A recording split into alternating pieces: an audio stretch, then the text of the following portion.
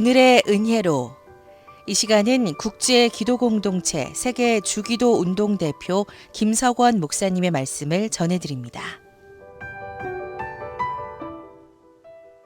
지난주에는 하늘에 계신 아버지에 대한 이해에 대해서 배우면서 무한하신 하늘의 하나님을 예수님은 우리 아버지라고 부르신 것처럼 우리도 아빠, 아버지라 부르면서 사시기를 원했습니다.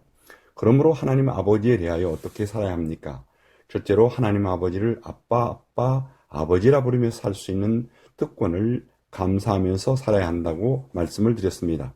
오늘은 두 번째로 아버지에 대하여 어떻게 살아야 합니까? 그 중에 하나는 하나님 아버지께 항상 보호해 주심을 믿고 살아야 한다는 것입니다. 부모는 자녀를 항상 보호하십니다. 부모는 자녀의 생활을 위험에서 보호하십니다. 질병에서도 보호하십니다. 사고에서도 보호해 주십니다. 이 세상의 부모는 능력의 한계가 있어서 지키다가 보호할 수 없을 때가 있습니다.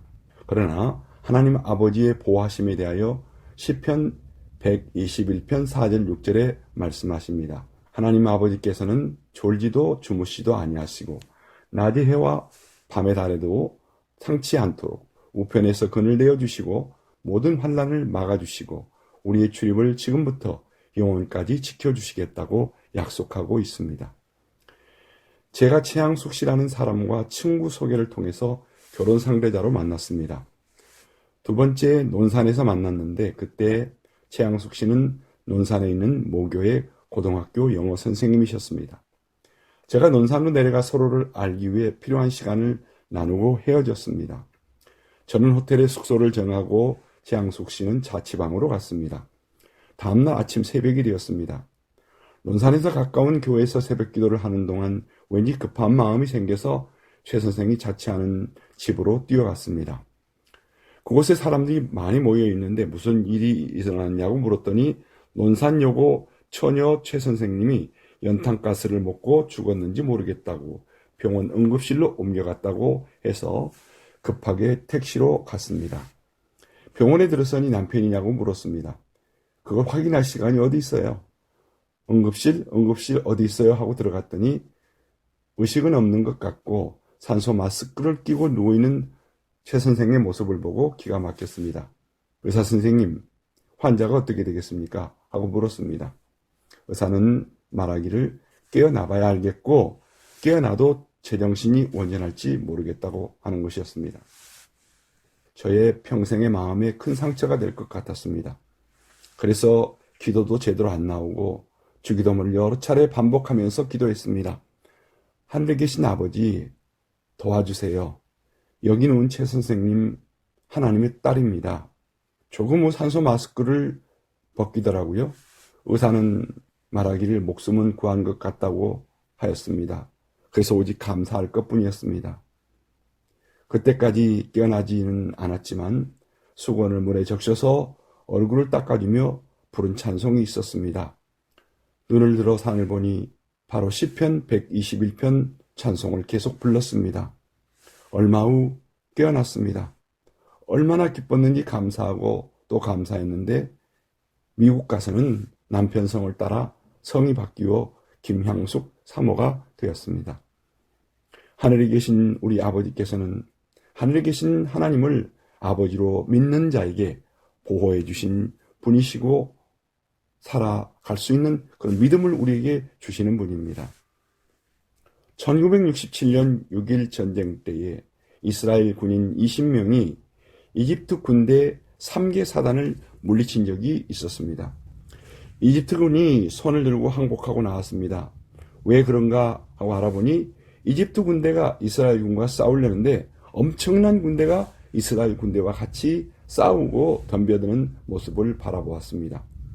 도저히 안 된다고 생각해서 이집트 군대는 손을 들고 항복하고 나왔다는 것입니다.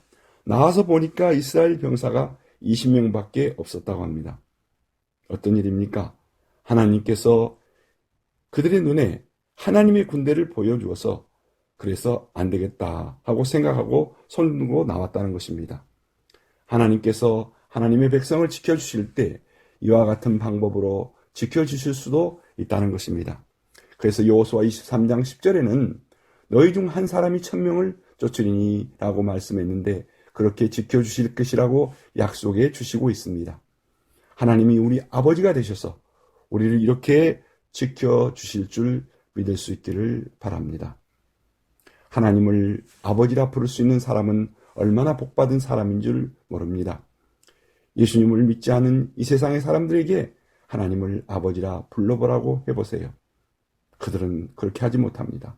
왜냐하면 그들은 하나님의 자녀가 아니기 때문입니다. 그런데 우리는 얼마나 아버지를 부르는데 편합니까? 아버지 부르면 얼마나 좋습니까? 얼마나 힘이 쏟습니까? 두 번째로 아버지에 대하여 어떻게 살아야 합니까? 그 중에 하나는 하나님 아버지께서 우리의 모든 것을 책임지심을 믿고 살아야 합니다. 아버지가 책임지는 것이 몇 가지입니까? 아버지는 자녀에 대해서 모든 것을 책임지십니다. 아버지는 자녀를 먹여 살리는 양육의 책임을 지십니다.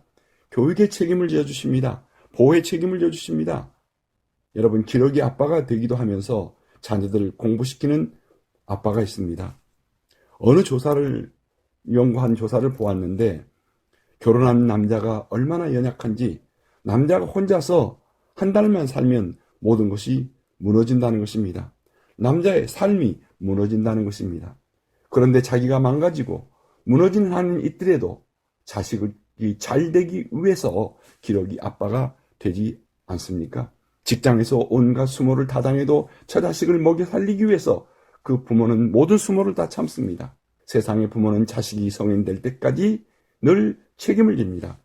이 세상의 부모는 자식을 책임지지 않는 부모가 혹시 있을 수 있습니다. 그러나 하나님 아버지는 하나님의 자녀들을 끝까지 책임져 주신다고 약속해 주셨습니다. 빌립보 4장 19절에 나의 하나님이 그리스도 예수 안에서 영광 가운데 그 풍성한 대로 너희 모든 쓸 것을 채우시리라. 너의 모든 쓸 것을 채우시리라고 약속하고 있습니다. 하나님께서 하나님의 자녀들의 삶을 책임져 주시고 채워주신다는 이 사실을 확실히 믿을 수 있기를 바랍니다. 전능하신 나의 하나님, 아버지께서 그 무궁무한 복으로부터 나의 필요를 채워주신다는 것을 생각만 해도 감격스럽습니다.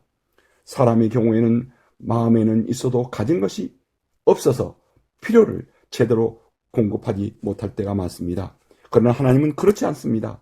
얼마나 감사합니까? 여러분, 이 사실을 믿습니까? 오늘의 은혜로 지금까지 국제기도공동체 세계 주기도 운동 대표 김석원 목사님의 말씀을 전해드렸습니다.